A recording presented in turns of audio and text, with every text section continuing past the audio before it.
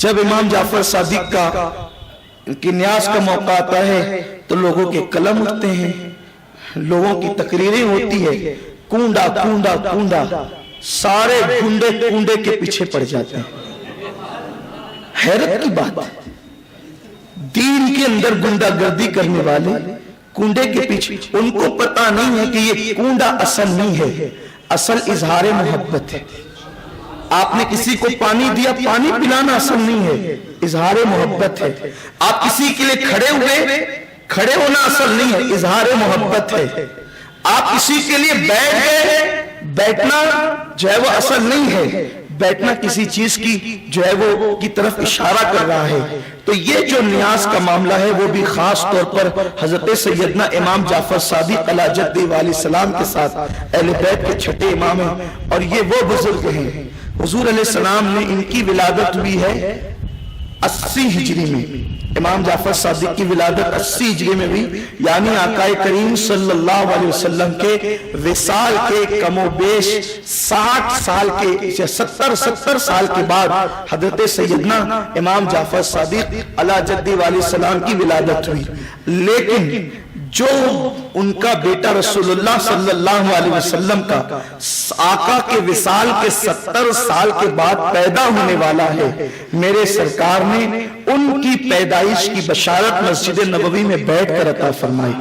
ارشاد فرمایا کہ میری آل میں ایک میرا بیٹا ہوگا جس کا نام محمد باقر ہوگا، جسے دنیا محمد باقر کہے گی، اے جابر تو اس کو میرا سلام پہنچا دینا۔ اور اس کا بیٹا جو محمد جعفر ہوگا صادق، جسے دنیا کہے گی، وہ علم کی اس منزل پر پہنچے گا، اللہ تبارک و تعالی اسے اہل بیت کے علوم میں وافر حصہ عطا فرمائے گا۔ اور امام جعفر صادق کے علوم کی شان یہ تھی کہ ہمارے امام الائمہ، سراج الامہ، کاشف الغمہ سیدنا نعمان بن ثابت، جنہیں دنیا امام اعظم ابو حنیفہ کے نام سے جانتی ہے، امام ابو حنیفہ فرماتے میری عمر صرف 2 سال کی ہے۔ کچھ لوگوں نے حضرت امام جعفر صادق کا قول یہ بیان کیا کہ 80 میں ان کی ولادت ہوئی، اور ہمارے امام صاحب امام اعظم کے بارے میں یہ تحقیق کی کہ 60 ہجری میں امام اعظم کی ولادت ہوئی۔ بعض 80 کی طرف بھی گئے لیکن بعض 60 بھی بیان کرتے ہیں۔ اگر یہ 60 لے لیا جائے کہ امام اعظم کی پیدائش 60 ہجری میں ہوئی تو اس کا مطلب یہ ہے کہ 20 سال عمر میں امام اعظم امام جعفر صادق سے زیادہ ہیں۔ لیکن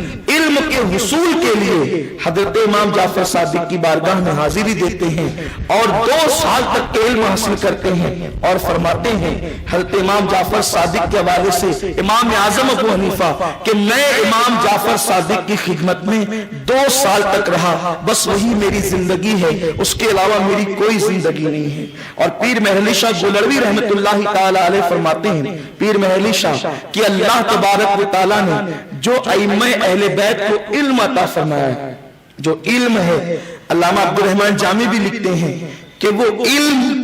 سب کو نہیں دیا گیا، بعض علوم ایسے ہیں جو کتاب میں آ گئے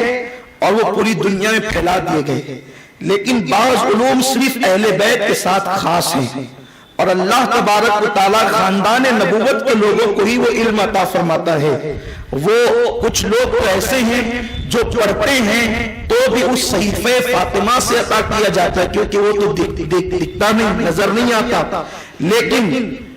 وہ خون کے ذریعے سے وہ علم منتقل ہوتا ہے۔ اس لیے پیر مہر شاہ گولڑوی رحمت اللہ تعالی علیہ لکھتے ہیں کہ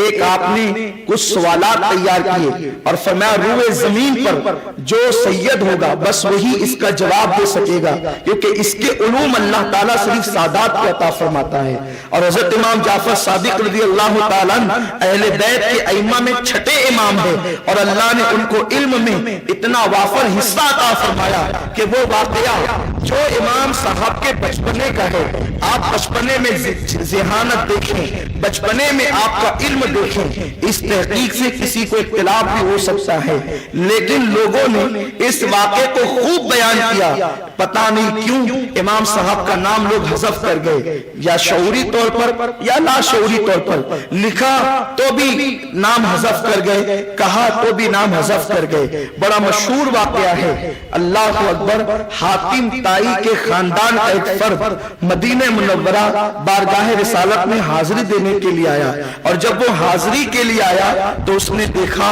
کہ ایک چھوٹا سا بچہ ہے، میں اس بچے کو چھوٹا کیا کہوں،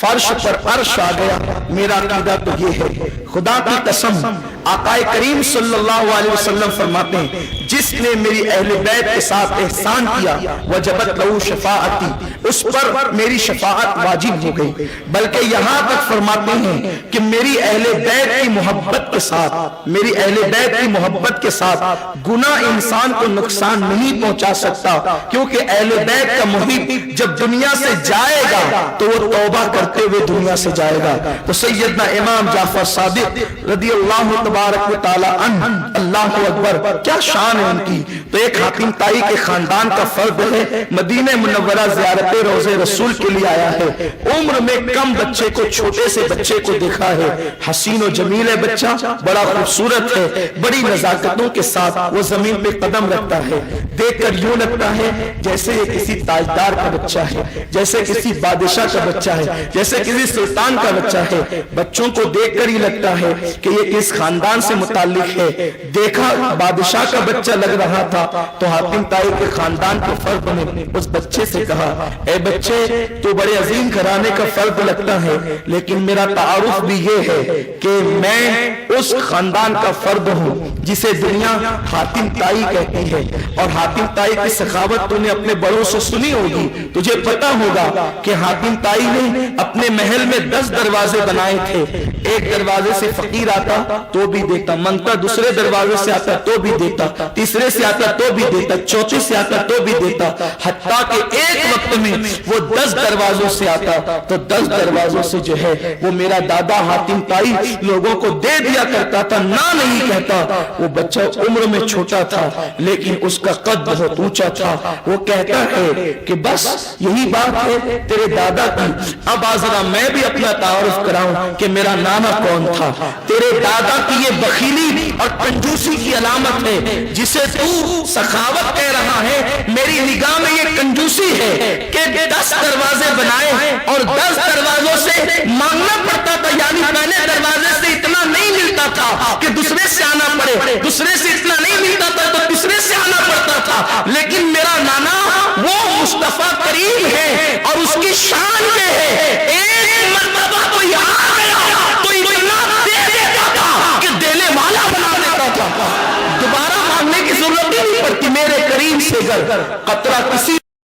دریا بہا دیے ہیں، دربے بہا دیے ہیں، وہ کون تھا جس نے حاتم طائی کے خاندان کے جوان کو بچپنے میں چپ کر دیا تھا؟ وہ ذات امام جعفر صادق کی ذات